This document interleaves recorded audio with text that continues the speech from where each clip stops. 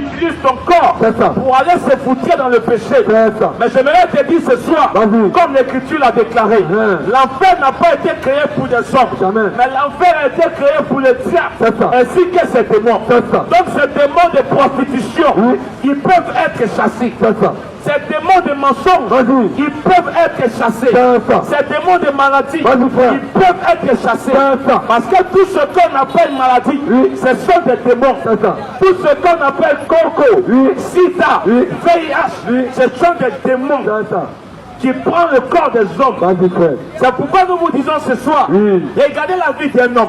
Il prend un couteau, il se met dans le coin des rues, il pique son prochain à cause des téléphones, il pique son prochain à cause de voitures, il pique son prochain à cause de l'argent. Posez-vous la question, qu'est-ce qui l'a amené à agir ainsi? Ce sont des démons qui ont pris possession de son corps. Et ces démons peuvent être chassés. On a vu une femme dans les Saintes Écritures, toute sa vie, elle était une prostituée de grands chemins. Toute sa vie, c'est-à-dire que ce n'est que la prostitution. Mais lorsqu'elle avait croisé Jésus, Jésus avait chassé les démons de sa vie.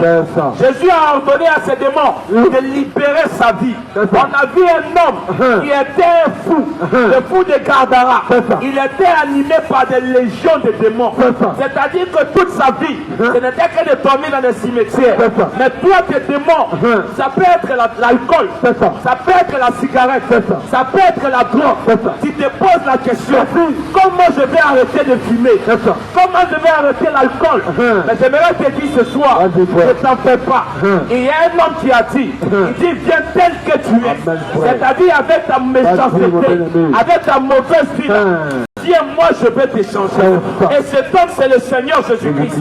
C'est pourquoi ce soir, nous ne sommes pas là pour vous condamner. Nous sommes là pour vous montrer que la grâce continue de couler.